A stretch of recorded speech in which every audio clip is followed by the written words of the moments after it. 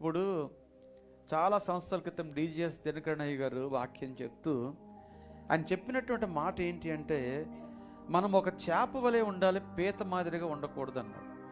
చేపకి పీతకి మధ్య ఉన్న డిఫరెన్స్ ఏంటి అంటే, రెండు తినేసేవాళ్ళండి, అది పక్కన పెట్టండి. చేపకి పీతకి ఉన్నటువంటి డిఫరెన్స్ ఏంటంటే, పీత ఒకవైపు చూస్తుంది, ఒకవైపు నడుస్తుంది, చేప ఎటు చూస్తే అటే నడుస్తుంది.